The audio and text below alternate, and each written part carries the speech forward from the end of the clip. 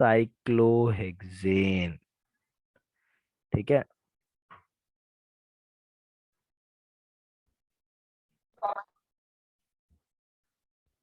1 minute दे देना मुझे।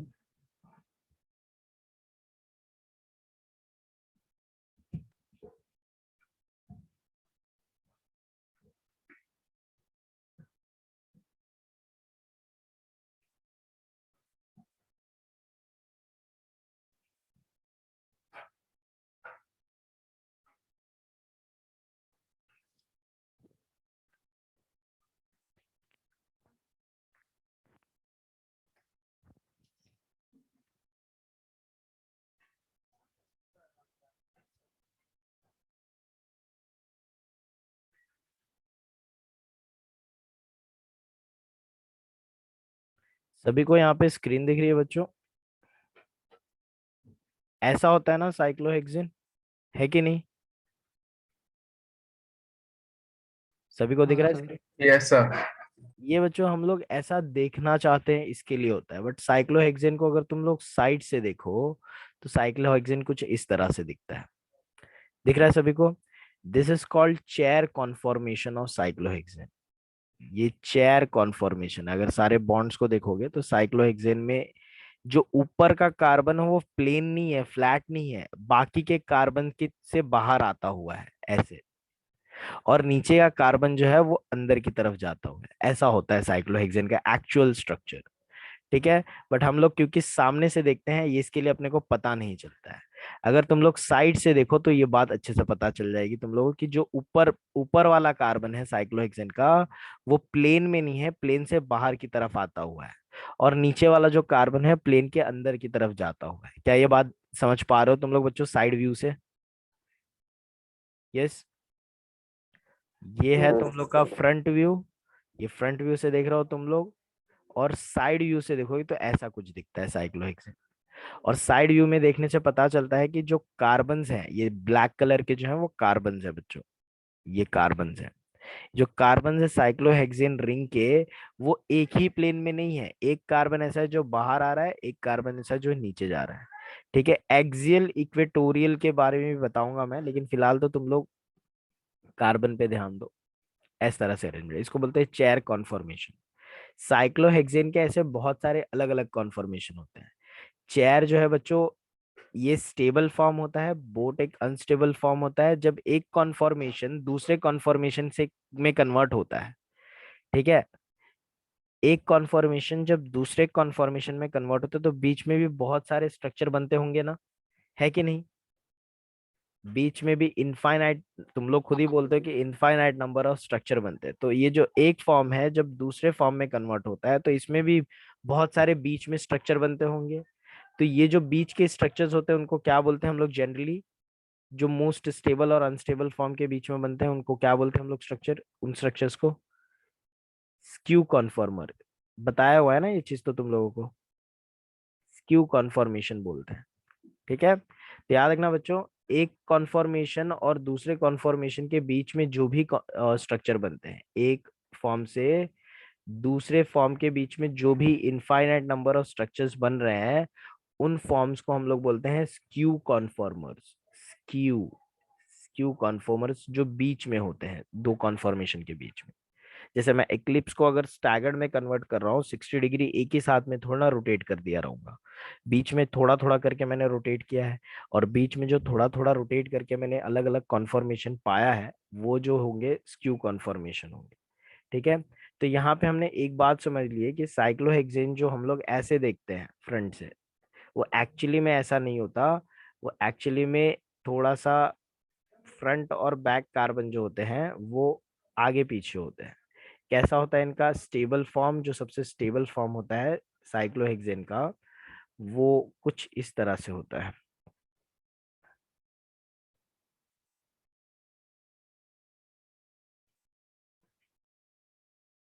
Just a minute.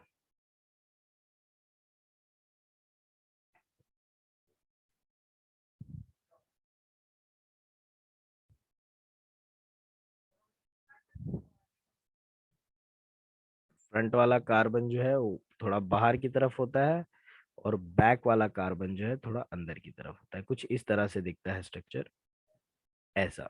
इस फॉर्म को कौन सा फॉर्म बोलते हैं बच्चों? Yes, chair. Chair. Chair conformer बोलते हैं। एक सेकेंड ना।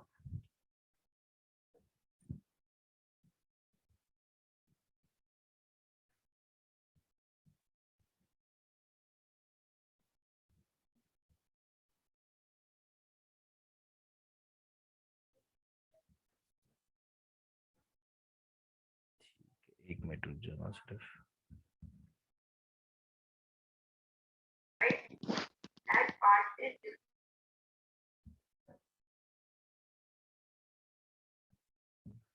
Dear Diary,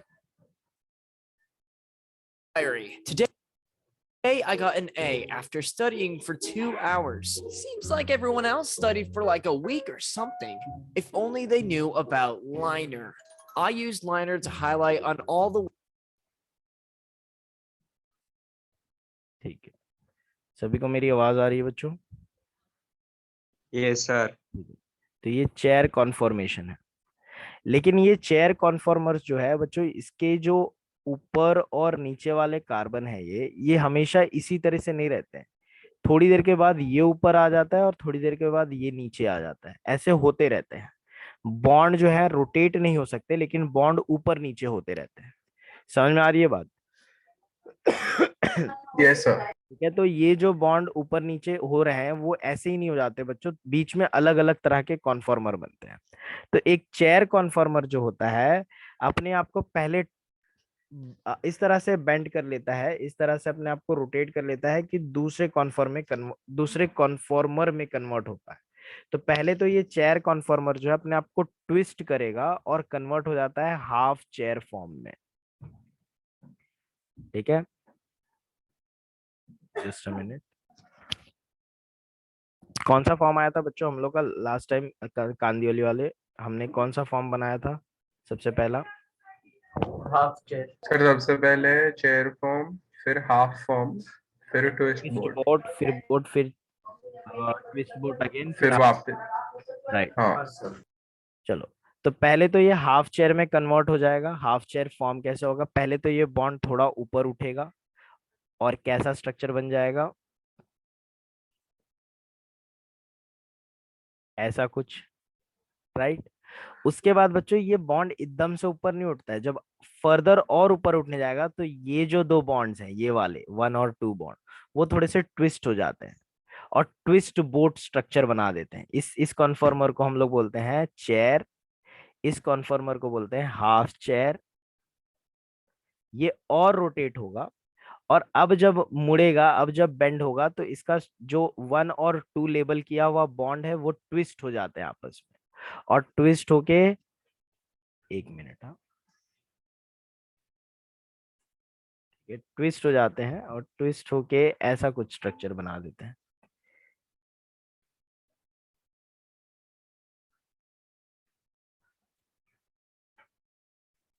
सर ये हाफ चेयर कैसे हुआ और एक बार समझा। हाँ, एक और बार, ये देखते रहे, ये बॉन्ड जो है ऊपर उठने का। अब देख, दोनों तू साइमल्टेनियसली कर सकता है या फिर एक बॉन्ड के रेफरेंस से तू समझ सकता है। सबसे पहले ये बॉन्ड ऊपर उठेगा और फिर धीरे धीरे ये बॉन्ड नीचे जाएगा। क्या बात समझ में आ रही तुझे? तो ये जो कार्बन है जब ऊपर आएगा तो ऐसा स्ट्रक्चर बन जाएगा ना, एक लाइन में आ जाएंगे। एक ऐसा फेज रीच होगा जब ये कार्बन एक ही लाइन में आ जाए और उसके बाद और ऊपर उठे। समझ में आ रही है बात तुझे? तूने क्या किया हाँ है, सर। कार्बन को सीधा करके, पहले वो नीचे था अब उसको प्लेन में ला दिया है। क्या बात समझ में आ रही है? हाँ तो अब प्लेन में ला मतलब दिया। 2 मिनट के लिए जाएंगे तब हाँ, ऐसा डायग्राम हाफ हाँ तब चेयर। ऐसा, हाँ तब हाफ चेयर बनेगा। अब क्या हो रहा है, ये फर्दर जब ऊपर उठेगा और ये नीचे जाएगा, तो बॉन्ड जो होते हैं थोड़े से ट्विस्ट हो जाते हैं। ठीक है, और ट्विस्ट होके ऐसा ट्विस्ट बोट स्ट्रक्चर को बोलते हैं। ट्विस्ट बोट स्ट्रक्चर बना लेते हैं। ये ट्विस्ट बोट कन्फर्मर जो है, ये फर्दर अपने आप को बेंड करेगा और किस में कन्वर्ट हो जाएगा बच्चों? ये वाला बॉन्ड अब आई मीन ये वाला बॉन्ड जो है, दोनों जो ट्विस्ट हुए थे इनकी ट्विस्टिंग ओपन हो जाएगी और ऐसे बन गया। अभी तक मैंने आधा ही चेंज किया है बच्चों, अभी तक मेरा दूसरा कार्बन, यही कार्बन सिर्फ ऊपर उठा है, ये वाला कार्बन अभी नीचे जाना बाकी है। क्या बात समझ में आ रही है सभी को? इतने कन्फर्मर तक का क्या हुआ समझ में आ रहा है? इतने कन्फर्मर सर ट्विस्ट वाला वापस से समझाओ ना। कौन सा? Twist boat. ट्विस्ट बोट वापस से देखो क्या हो रहा है कि ये बॉन्ड जब फर्दर ऊपर जा रहा है, तो जब फर्दर ऊपर जाएगा तो ये बॉन्ड जो होंगे एकदम से ऐसे नहीं चल जाएगा ऊपर। ये बॉन्ड जो है थोड़ा 1 और 2 वाले बॉन्ड जो है थोड़ा आगे पीछे हो जाते हैं, और आगे पीछे होने की वजह से 1 और 2 बॉन्ड की ट्विस्टिंग हो जाती है। ठीक है, तो फ्रंट जो बॉन्ड था 2 नंबर का बॉन्ड, और पीछे वाला बॉन्ड था थोड़ा सा ऊपर नीचे हो जाता है, और इसकी वजह से ट्विस्टिंग हो जाती है। ट्विस्टिंग होने की वजह से ये मॉलिक्यूल जो है इस तरह का कॉन्फॉर्मेशन अरेंज हो जाता है, जिसको हम लोग ट्विस्ट बोर्ड बोलते हैं। बाद में ट्विस्टिंग रिलैक्स हो जाती है बच्चों, और बोर्ड कन्फर्मेशन में कन्वर्ट हो जाती है। ठीक है, अभी तक तुम लोग देखोगे चेयर से जब मैं बोर्ड पे आ रहा हूँ, तो मैंने इस पूरे प्रोसेस में सिर्फ एक ही कार्बन को ऊपर उठाया है, नीचे जो था वो। अभी ऊपर वाले को नीचे भेजना बाकी है, इसको नीचे भेजना बाकी है। तो इसके बाद क्या होगा बच्चों, वापस से बॉन्ड जब नीचे जाने लगेगा, तो एक बार वापस से बॉन्ड की ट्विस्टिंग हो जाएगी, और एक बार वापस से तुम लोग को ट्विस्ट बोट कन्फर्मेशन ही मिल जाएगा। क्या बात समझ में आ रही है? तो जब कोई बोट से कोई दूसरा कन्फर्मर बनने वाला होता है, तो ट्विस्टिंग हो जाती है बोट बोट सर बॉन्ड। इसमें हाफ बोट मिल जाएगा क्या? इसमें भी हाफ इसमें भी मिलेगा, मिलेगा पहले, लेकिन बोट से कन्वर्ट हो रहा है तो पहले ट्विस्ट बोट के थ्रू जाना पड़ेगा उसे। और फिर वापस से क्या होगा भाई, ये हाफ चेयर में कन्वर्ट हो, इस बार हाफ चेयर इस साइड को बनेगा, क्योंकि इस बार ऊपर वाला बॉन्ड नीचे जा रहा है। राइट, जैसे नीचे वाला बॉन्ड ऊपर आया था, अब ऊपर वाला बॉन्ड नीचे जा रहा है, सर, हाफ चेयर बन तो जाएगा। पहले ट्विस्ट हो जाएगा फिर हाफ बनेगा। हाँ, बोर्ड जब एक फॉर्म से दूसरे फॉर्म में कन्वर्ट होता है तो ट्विस्ट बोर्ड के थ्रू ही होता है। तो ये बन गया हाफ चेयर वापस से। और अब क्या होगा, हाफ चेयर जो है वो एकदम से नीचे चल जाएगा यहाँ पे। ठीक है, तो बोट में जाने के लिए तुम लोगों को ट्विस्ट होना पड़ता है, लेकिन हाफ चेयर से चेयर में जाने के लिए नहीं होना पड़ता ट्विस्ट। तो अब कैसा कॉन्फॉर्मेशन बन जाएगा ऐसा?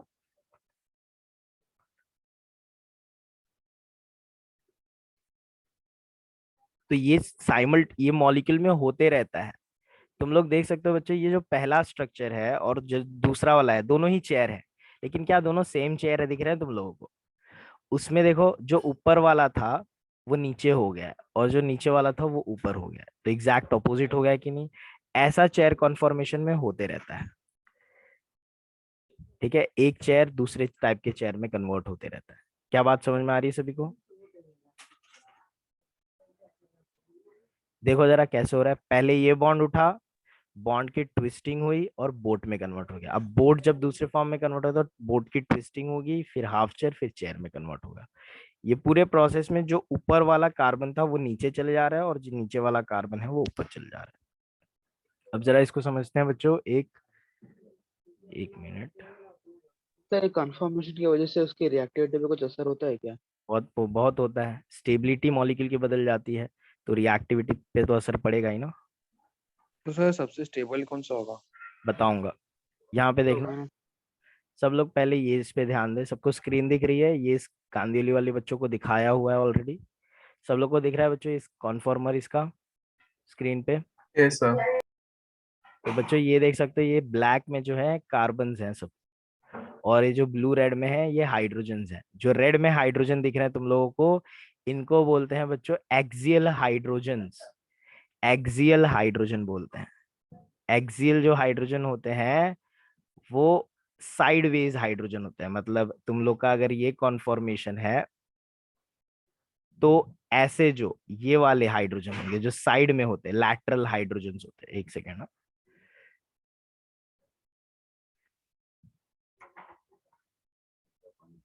मैं वापस से बता दूंगा, लेकिन फिलहाल यहाँ पे याद रखना, ये जो रेड वाले हाइड्रोजन है इनको एक्सियल हाइड्रोजन बोलते हैं। और जो ऊपर नीचे होते हैं, ऊपर है या फिर नीचे है, उनको इक्वेटोरियल हाइड्रोजन बोलते हैं। ठीक है, सॉरी उल्टा बोल दिया मैं शायद, नहीं, ये इक्वेटोरियल होता है। जो साइडवेज होते हैं उनको इक्वेटोरियल हाइड्रोजन बोलते हैं, इक्वेटोरियल। ये इक्वेटोरियल हाइड्रोजन्स होते हैं, ई से बता रहा हूं मैं। और जो ऊपर नीचे होते हैं उनको axial hydrogen, along the axis है ना, इसके लिए उन लोगों को एक्सियल हाइड्रोजन बोलते हैं। एक्सिस, एक्सिस के अलोंग है या फिर नीचे है तो इनको एक्सियल बोलते हैं। क्या बात समझ में आ रही है सभी को? एक्सियल क्या होते हैं? अगर तुम लोग का ये साइक्लोहेक्सेन का स्ट्रक्चर तुम लोगों ने ड्रॉ किया है, तो इस कार्बन पे जो हाइड्रोजन तुम लोग अलोंग द एक्सिस लिखोगे उसको एक्सियल बोलोगे। यहाँ पे अलोंग द एक्सिस है तो एक्सियल, इक्वेटोरियल, इक्वेटोरियल। वैसे यहाँ पे भी इक्वेटोरियल होगा, यहाँ पे भी एक एक्सियल। तो हर एक कार्बन पे एक एक्सियल एक इक्वेटोरियल तुम लोग को रहेगा ही रहेगा। ठीक है। एक ऐसा हाइड्रोजन होता है जो अलोंग द एक्सिस है, और एक अलोंग द एक्स मतलब अप एंड डाउन है, और एक जो होते हैं जो अप एंड डाउन नहीं है, ऐसे साइड वेज अरेंज है। किसी भी कार्बन को पकड़ के तुम लोग ड्रॉ कर सकते हो। जैसे अगर मैं इस कार्बन की बात करूँ तो एक हाइड्रोजन ऐसे रहेगा, ये इक्वेटोरियल हो गया, और एक नीचे के साइड में होगा जो एक्सियल होगा।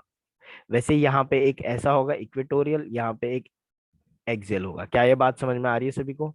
हर एक कार्बन पे इसी तरीके से रहेंगे, एक हाइड्रोजन यहाँ पे एक्सियल है और एक इक्वेटोरियल, एक हाइड्रोजन यहाँ पे एक्सियल है और एक इक्वेटोरियल, मतलब ये इक्वेटोरियल हो जाता है, ये ऊपर के साइड में जो है वो एक्सियल। तो ऊपर नीचे जो अरेंजमेंट है उनको एक्सियल बोलोगे, और जो साइड बाय साइड अरेंजमेंट है उसको इक्वेटोरियल बोलोगे। क्या बात समझ में आ गई सभी को? यस। चलो देखिए, ये चेयर जो फॉर्म है, ये फिलहाल चेयर फॉर्म है। सब लोग अज्यूम कर पा रहे हो इसको? कैसे ये चेयर फॉर्म दिख रहा है ना?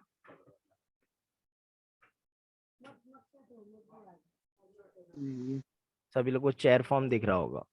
चलो इस चेयर फॉर्म को बच्चों देखो कैसे कन्वर्ट हो रहा है। एक चेयर से ये हाफ चेयर बन गया, ये ट्विस्ट बोट और ये बोट, फिर ट्विस्ट बोट, फिर हाफ चेयर, और फिर वापस से दूसरा चेयर बन जा रहा है। ठीक है। तो यहाँ पे मैं थोड़ा सा स्लो कर देता हूँ, दूसरी बैचेस को भी स्लो में दिखाया हुआ है तो तुम लोगों को भी स्लो कर देता हूँ कि तुम लोग को ज्यादा अच्छे समझ में आ जाए। सर फास्ट कर दिया आप। भाई क्या हुआ? 1.5 कर दिया आपने। आपने फास्ट पास कर कर दिया। दिया मैंने, सॉरी सॉरी सॉरी। चलो एक मिनट। तुम लोग देख सकते हो बच्चों बॉन्ड कैसे चेंज हो रहे हैं यहाँ पे। अभी तक वो चेयर ही था, now almost it is half chair now. Yes, now it is twisting, twist boat, फिर बोट, और फिर वापस से ट्विस्ट होके ये कन्वर्ट हो जा रहा है हाफ चेयर में। अब इस बार दूसरा हाइड्रोजन हाफ चेयर बना, और ये चल जाता है चेयर फॉर्म में। ठीक है। तो इस तरह से तुम लोगों को देख लेना है, इस तरह से तुम लोगों को पता होना चाहिए कि साइक्लोहेक्सेन का कन्फॉर्मेशन कैसे चेंज हो रहा है। तो ये सारी चीजें तुम लोग को यूट्यूब वगैरह पे अवेलेबल है, तो आराम से अब घर पे देख सकते हो। लेकिन अब यहाँ से समझ में आज ज्यादा आ रहा होगा तुम लोग कैसे ये फॉर्म एक दूसरे फॉर्म में कन्वर्ट हो रहा है। क्या समझ पा रहे हो बच्चों कन्फर्मेशन आइसोमेरिज्म साइक्लोहेक्सेन में? यस एवरीवन, कितने लोग को समझ में आ गया भाई डायग्राम और सारी चीजें देख के? प्लीज हैंड रेस करके बताओ। यस भाई, हैंड रेस करके बतानी है जिन लोगों को समझ में आ गया तो। 16 बच्चे बस, 50% ऑफ द क्राउड भी नहीं। Okay yes, now it is 50%। चलो बच्चों, इसका सबसे स्टेबल फॉर्म कौन सा होता है, सबसे अनस्टेबल फॉर्म कौन सा होता है, ये जानते हैं। देखो बच्चों, सबसे ज्यादा स्टेबल फॉर्म इसमें चेयर फॉर्म ही होता है। चेयर जो होता है, ऑर्डर ऑफ स्टेबिलिटी में बता रहा हूँ, ऑर्डर ऑफ स्टेबिलिटी सबसे ज्यादा स्टेबल चेयर होता है। फिर आता है बच्चों सबसे ज्यादा स्टेबल ट्विस्ट बोट होता है, ट्विस्ट बोट। फिर ऑर्डर स्टेबिलिटी में आ जाता है बच्चों बोट फॉर्म आ जाता है। हाफ चेयर सबसे ज्यादा अनस्टेबल होता है, बोट फॉर्म आ जाएगा। और सबसे कम स्टेबल होता है हाफ चेयर। ठीक है, ये सर ट्विस्ट बोट पे सेकंड स्टेबल लेकिन क्या क्या बोल रहा है, वापस बोल। ट्विस्ट बोट स्टेबल रहेगा। ट्विस्ट बोट स्टेबल फॉर्म होता है। क्यों, क्या प्रॉब्लम हो गया ट्विस्ट बोट से? तो मेरे को लगा वो सबसे कम रहेगा स्टेबल। नहीं नहीं, ट्विस्ट बोट सबसे ज्यादा स्टेबल इसलिए होता है क्योंकि इसके फ्लैग पोल हाइड्रोजन बहुत दूर दूर होते हैं। मतलब ट्विस्ट बोट पे यहाँ पे जो हाइड्रोजन है एक्सेल वाले, इसको फ्लैग पोल हाइड्रोजन बोलते हैं, एक दूसरे से काफी ज्यादा दूर होते हैं, इसके लिए इन लोग बहुत ज्यादा स्टेबल होते हैं। जबकि तेरा हाफ चेयर फॉर्म देखेगा या फिर दूसरे फॉर्म्स देखता है तो उसमें फ्लैग पोल बहुत करीब में होते हैं। So there is a term called flag pole hydrogen, let's not go into that क्योंकि उतना जरूरी तुम लोग को है नहीं। यहाँ पे इनके हाइड्रोजन सारे एक दूसरे से बहुत ज्यादा दूर होने की वजह से ट्विस्ट बोट जो होता है सबसे ज्यादा स्टेबल होता है, उनके बीच में रिपल्शन नहीं होता। ठीक है, चेयर सबसे ज्यादा स्टेबल होगा बिकॉज हाइड्रोजन अपने मैक्सिमम डिस्टेंस पे होते हैं, जबकि ट्विस्ट बोट में सेकंड मैक्सिमम डिस्टेंस पे होते हैं, बोट में फिर आ जाता है, फिर हाफ चेयर हो जाते हैं। ठीक है, हाफ चेयर सबसे ज्यादा अनस्टेबल फॉर्म होता है बच्चों, याद रखना। तो अगर मेरे को एनर्जी प्रोफाइल डायग्राम के हिसाब से अरेंज करना हो,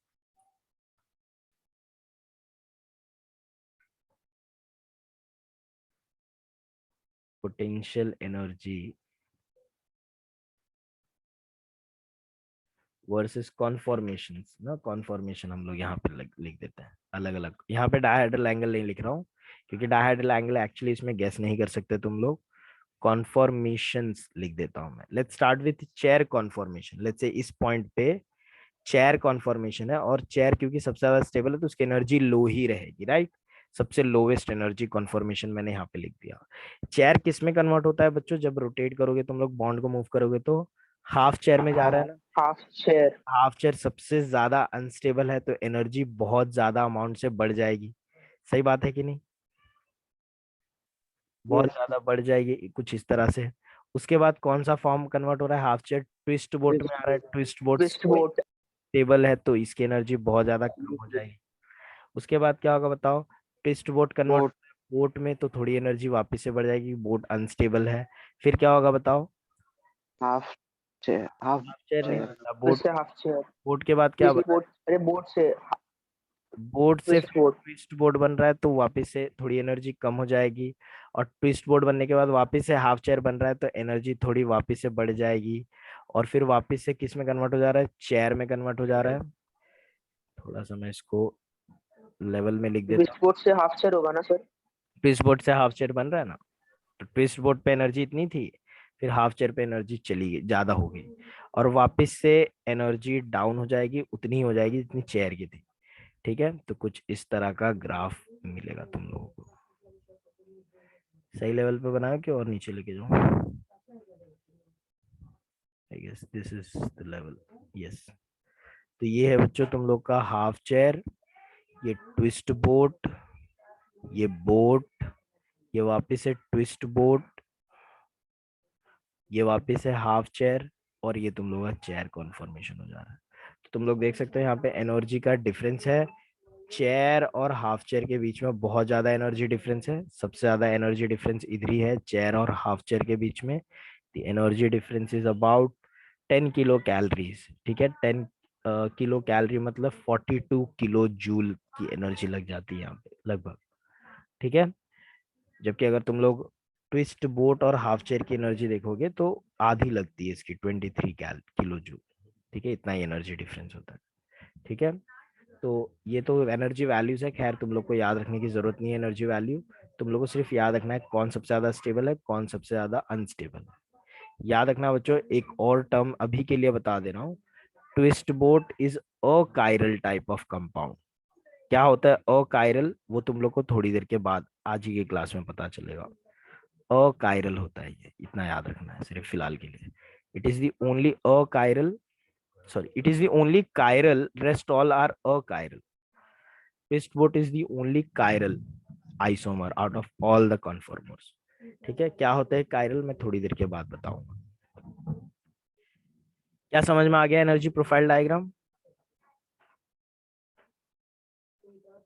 यस, सारे बच्चों को यस। Yes sir. चलो बढ़िया, आगे बढ़ते हैं हम लोग।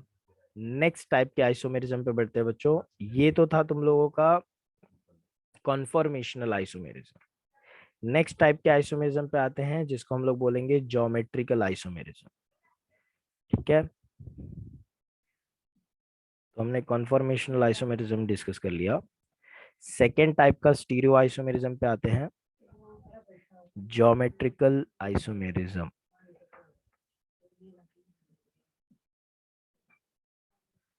ज्योमेट्रिकल आइसोमेरिज्म, कन्फॉर्मेशनल आइसोमेरिज्म बच्चों तुम लोगों ने देखा कि सिर्फ सिंगल बॉन्ड वाले कंपाउंड्स में होता है। ज्योमेट्रिकल आइसोमेरिज्म ठीक उसी तरह से सिर्फ डबल बॉन्ड वाले कंपाउंड्स में होता है।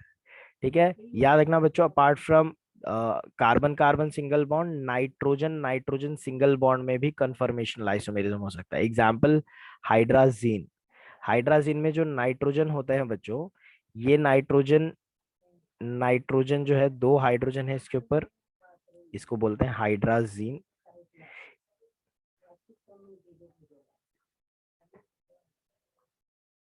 ठीक है, हाइड्राजीन नाइट्रोजन के पास एक लोन पेयर ऑफ इलेक्ट्रॉन्स होते हैं ना, तो लोन पेयर ऑफ इलेक्ट्रॉन ऐसे बता रहा हूं मैं। ये कौन सा फॉर्म है हाइड्राजीन का, स्टैगर्ड है कि एक्लिप्स है, बताओ जरा। यहाँ पे लोन पेयर के सामने है, हाइड्रोजन हाइड्रोजन के सामने, इक्लिप्स्ड है। इक्लिप्स फॉर्म है। तो याद रखना, apart from carbon carbon single bond, nitrogen nitrogen single bond में भी होता है कन्फॉर्मेशनल आइसोमेरिज्म। तो सिर्फ कार्बन को पकड़ के नहीं बैठ जाना है। अगर मैं इसी को फ्रंट कार्बन को लेट से थोड़ा सा रोटेट कर देता हूँ, ठीक है, फ्रंट कार्बन को मैंने रोटेट कर दिया है और बैक कार्बन को वैसे ही रखा मैंने, तो कौन सा फॉर्म बन गया बताओ। ये स्टैगर्ड आ गया। बन गया बिल्कुल, स्टैगर्ड हाइड्रोजन। तो इसमें भी देखने को मिलता है। तो हमने देखा बच्चों, सिर्फ सिंगल बॉन्ड में कन्फॉर्मेशनल आइसोमेरिज्म होता है, because single bond freely rotate कर सकते हैं। मैंने तुम लोगों को पेन पेपर वाला डेमोन्स्ट्रेशन बताया था, और उसमें बताया था कि जब कभी भी कार्बन और कार्बन के बीच में डबल बॉन्ड होता है तो रोटेशन हो नहीं पाता, रोटेशन रेस्ट्रिक्ट हो जाता है। और रेस्ट्रिक्टेड रोटेशन से जो स्टीरियो आइसोमर बनते हैं, उन स्टीरियो आइसोमर्स को ज्योमेट्रिकल आइसोमर्स बोलते हैं। क्या बात समझ में आ गई? So geometrical isomers are the stereo isomers, they are stereo isomers arises due to restricted rotation of carbon double bond carbon. तो जब कभी कार्बन कार्बन डबल बॉन्ड, तुम लोगों को पता है बच्चों, जब कार्बन और कार्बन के बीच में 2 बॉन्ड होगा तो कार्बन के जो एटम्स हैं वो रोटेट नहीं हो पाएंगे, ये जो कार्बन एटम्स हैं वो रोटेट नहीं हो पाएंगे, तो उनका कॉन्फ़िगरेशन लॉक हो जाता है उसी फॉर्म में ना। अगर यहाँ पे ए ग्रुप लगा है, यहाँ पे बी ग्रुप लगा है, और यहाँ पे भी ए ग्रुप लगा है, बी ग्रुप लगा है, तो ये ए कभी नीचे नहीं आ सकता, ये बी कभी ऊपर नहीं जा सकता, क्योंकि इनका कॉन्फ़िगरेशन ऐसे ही लॉक हो चुका है, ये कार्बन कार्बन बॉन्ड रोटेट नहीं हो सकते हैं। तो ये मॉलिक्यूल अलग होगा। और अगर मैं दूसरा कोई मॉलिक्यूल बनाऊं जिसमें ए बी ऊपर है और ए नीचे है, तो ये मॉलिक्यूल अलग होगी। They are not the same molecule although the molecular formula is same. why they are not the same molecule? Because these molecule cannot interconvert in each other, right? आपस में इंटर कन्वर्ट नहीं हो सकते इन लोग, ठीक है, क्योंकि इंटर कन्वर्जन पॉसिबल नहीं है। क्यों नहीं पॉसिबल है? क्योंकि ये बॉन्ड का रोटेशन नहीं पॉसिबल है। अगर बॉन्ड का रोटेशन पॉसिबल होता तो ये बी ऊपर जा सकता है, ये ए नीचे आ सकता, और ये दोनों मॉलिक्यूल्स में कोई डिफरेंस नहीं होता बच्चों। लेकिन क्योंकि डबल बॉन्ड रोटेट नहीं हो पा रहा है, इसके लिए ये मॉलिक्यूल एक सेपरेट मॉलिक्यूल है, अलग मॉलिक्यूल है, और ये मॉलिक्यूल एक अलग मॉलिक्यूल है। बट इनका मॉलिक्यूलर फॉर्मूला तो सेम है, राइट? मॉलिक्यूलर फॉर्मूला सेम है। अगर तुम लोग स्ट्रक्चरल फीचर्स देखोगे तो वो भी सेम है, but arrangement of atom same है क्या बच्चों इन लोग में? यहाँ पे दोनों ए एटम्स ऊपर के साइड में अरेंज्ड है, whereas in the other case a atoms जो है एक दूसरे के अपोजिट अरेंज है। तो क्या अरेंजमेंट सेम है इनका? पूरा पूरा ए एटम्स नीचे आ सकते हैं क्या? मतलब सी टू डबल बॉन्ड पूरा घूम सकता है। हाँ, but what is the change? फिर तो वो सेम ही मॉलिक्यूल हो गया। मतलब तू ये बोल रहा सिर्फ है सी कि ऊपर आएगा, सी नीचे, ए दोनों नीचे ए आएगा। नीचे दोनों बी नीचे, ये बोल रहा है ना तू? हाँ, ये हो सकता है ना। ये हो सकता है, तो मॉलिक्यूल को पलट दिया है बस, और कुछ नहीं। But there is no difference between these are identical molecules, identical हो गए इन लोग, ठीक है, इन दोनों एक ही मॉलिक्यूल है, सिर्फ देखने का नजरिया अलग है। मैं इसको ऊपर से देख रहा हूँ, तू उसको नीचे से देख रहा है, बस वही फर्क है। समझ में आ गई बात? तो ये चीज हो जाता है बच्चों, याद रखना। ये दोनों तो आइडेंटिकल हो गए, इनको हटा ही देता हूं मैं फिर। लेकिन ये दोनों तो आपस में सेम नहीं है ना, क्योंकि सेम नहीं है, डिफरेंट मॉलिक्यूल्स हैं, बट सेम मॉलिक्यूलर फॉर्मूला है, इसके लिए इन लोग को आइसोमर बोलूंगा। और क्यों इनका स्ट्रक्चर डिफरेंट है? क्योंकि अरेंजमेंट अलग है। अरेंजमेंट अलग होने की वजह से जो आइसोमर्स होते हैं उनको स्टीरियो आइसोमर्स बोलते हैं। क्या बात समझ में आ गई सभी को ये चीज? तो बच्चों याद रखना, रेस्ट्रिक्टेड रोटेशन के वजह से जो आइसोमर अराइज होते हैं, उस आइसोमर्स को हम लोग बोलते हैं ज्योमेट्रिकल आइसोमर्स। ठीक है, ज्योमेट्रिकल आइसोमर्स के 3 टाइप हैं, ये दोनों एक दूसरे के क्या हो गए? Geometrical isomers. यस, चलो। ये दोनों एक में कन्वर्ट नहीं होंगे ना एक एक बार। दूसरे में कन्वर्ट नहीं होंगे, क्योंकि डबल बॉन्ड जो है उन लोगों के कॉन्फ़िगरेशन को लॉक कर दिया। डबल बॉन्ड रोटेट ही नहीं होगा तो कैसे कन्वर्ट होंगे, सोच के देखो बच्चों। जो ज्योमेट्रिकल आइसोमर्स होते हैं वो तीन तरह के होते हैं। एक होते हैं सिस ट्रांस आइसोमर, सिन एंटी आइसोमर और इजेड आइसोमर। आज की क्लास में हम लोग ये तीनों टाइप डिस्कस करेंगे, ठीक है। सिर्फ 1 मिनट देना मुझे।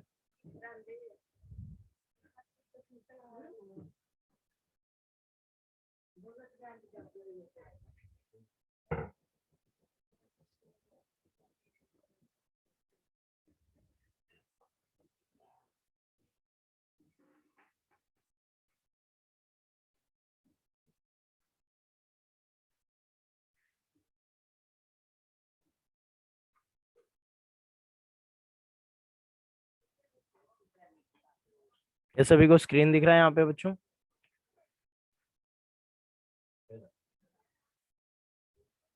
क्या सभी को स्क्रीन दिख रहा है? Yes sir. स्टीरियो आइसोमेरिज्म में हमने ऑलरेडी कॉन्फॉर्मेशनल आइसोमेरिज्म पढ़ लिया। ज्योमेट्रिकल अब डिस्कस करने जा रहे हैं जो कि कॉन्फिगरेशनल आइसोमेरिज्म का पार्ट है। कॉन्फिगरेशनल आइसोमेरिज्म में मैंने ज्योमेट्रिकल आइसोमेरिज्म का डेफिनेशन दे दिया। These are the stereo isomers arises due to restricted relation of double bond. पहला टाइप देखना cis trans isomers. Cis trans isomers, cis trans isomers दिखाने के लिए क्या कंडीशन है? मॉलिक्यूल के अंदर दो चीजें होनी चाहिए, एटलीस्ट एक कार्बन कार्बन डबल बॉन्ड होना चाहिए, और दूसरा उसका स्ट्रक्चरल फॉर्मूला इन दोनों में से कोई एक टाइप का होना चाहिए।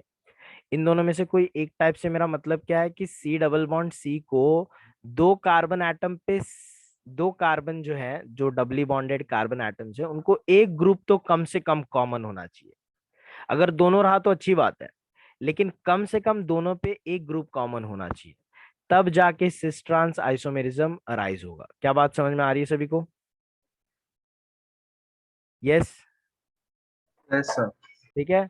तो सिस ट्रांस आइसोमेरिज्म शो करने के लिए कंपाउंड के अंदर ये प्री रिक्विजिट्स है। 1 मिनट, यस ब्रेक मिलेगा भाई, रुक जाओ थोड़ा।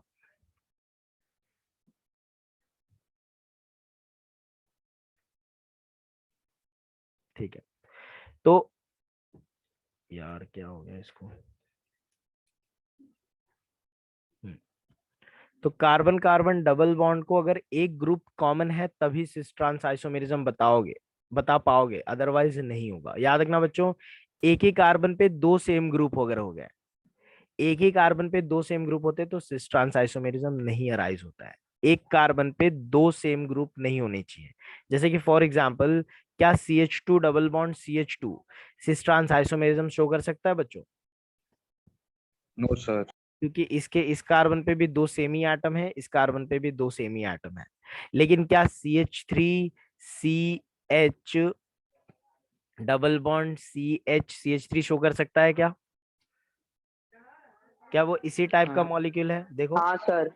हाँ इसी टाइप का मॉलिक्यूल शो कर सकता है बच्चों, सिस ट्रांस आइसोमेरिज्म शो कर सकता है, बिल्कुल ठीक है। और क्या बच्चों ये मॉलिक्यूल कर सकता है cis trans isomerism show? CH3 Br I और H ये शो कर सकता है क्या सिस ट्रांस आइसोमेरिज्म?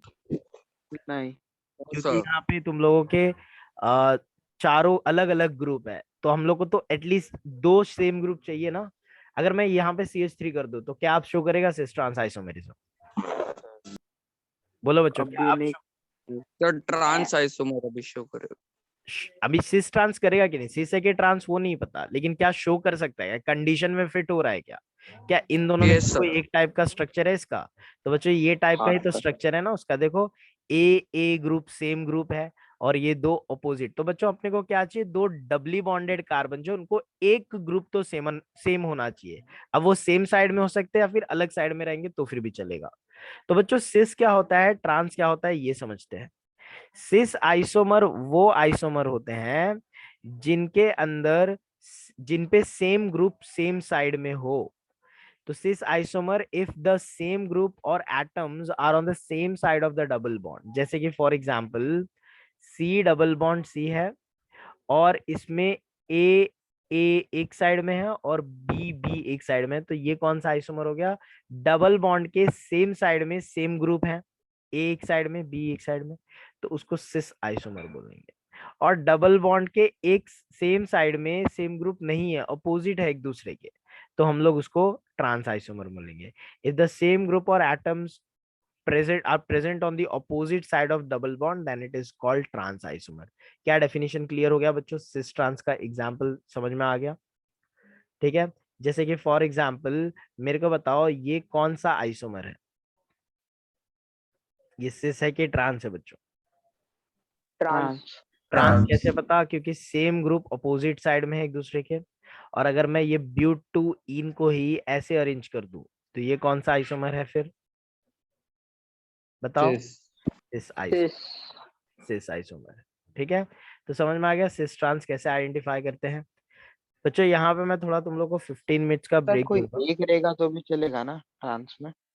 हाँ, मतलब एक ही ग्रुप कॉमन है फिर भी चलेगा सिस ट्रांस में, लेकिन सर इनका आईपैक नेम तो सेम ही आएंगे ना? हाँ, बट आगे सिस ट्रांस लगा देना पड़ेगा फिर आईयूपीएसी में। हाँ समझ में आ रही है बात? चलो ब्रेक के बाद बच्चों इस पे और बात करेंगे, इनकी प्रॉपर्टी समझेंगे हम लोग। ब्रेक दे रहा हूँ शार्प, तुम लोग को 9-10 पे रीजॉइन करना है। मैं 9-10 पे क्लास स्टार्ट कर दूंगा, फिर जो बाद में ज्वाइन होगा उसके लिए रिपीट नहीं करूंगा। इस सेम लिंक पे 9-10 को ज्वाइन करना है सभी को।